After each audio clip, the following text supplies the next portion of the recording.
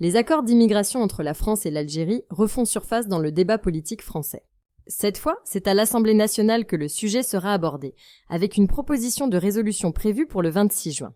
Objectif: dénoncer officiellement les accords signés en 1968 et 2013 qui régissent les conditions d'entrée, de séjour et de circulation des Algériens en France.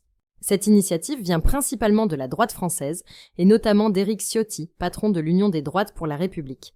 Pour lui et ses alliés, ces accords sont dépassés, injustes, et ne correspondent plus aux exigences actuelles de la politique migratoire française. Petit rappel, l'accord de 1968 a été signé quelques années après l'indépendance de l'Algérie. Il permettait aux ressortissants algériens de venir travailler et vivre en France dans des conditions préférentielles. Le texte a été amendé à plusieurs reprises, notamment en 2013, pour encadrer davantage les visas, les séjours et certaines procédures administratives. Mais pour une partie de la classe politique française, ce n'est pas suffisant. Ce que dénonce la droite aujourd'hui, c'est l'ampleur supposée de l'immigration algérienne. Les chiffres sont souvent mis en avant. Près de 870 000 Algériens vivent en France selon les données officielles. Et si l'on compte les descendants directs, ce chiffre grimpe à 2,5 millions. Des chiffres qui nourrissent un débat sensible, où immigration, sécurité et intégration sont systématiquement liés. Les porteurs du projet estiment que ces accords donnent un traitement particulier à l'Algérie, qui n'est plus justifié selon eux. Ils plaident pour une harmonisation des règles avec celles qui s'appliquent aux autres pays non européens. Derrière cette logique, la volonté de mieux contrôler les flux migratoires et d'agir plus fermement en cas de refus de coopération sur les expulsions. Mais cette démarche risque de raviver des tensions diplomatiques avec Alger.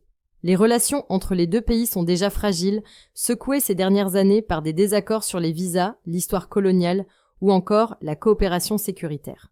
Pour l'Algérie, ces accords sont un symbole, une reconnaissance du lien historique et humain avec la France. Les remettre en cause, c'est envoyer un signal politique fort et potentiellement hostile. Et il y a une autre conséquence, les familles binationales. Si les accords sont dénoncés, les démarches administratives pour des milliers de familles pourraient se compliquer. Naturalisation, renouvellement de titres de séjour, regroupement familial, tout cela pourrait devenir plus lent, plus cher, voire plus incertain. En résumé, ce débat dépasse le simple cadre administratif. Il touche à la mémoire, à la diplomatie et à la réalité quotidienne de millions de personnes. Le 26 juin, l'Assemblée française tranchera sur cette proposition.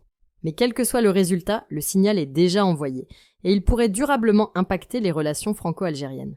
Si la vidéo d'aujourd'hui vous a plu, n'oubliez pas de vous abonner pour ne pas manquer nos prochaines vidéos.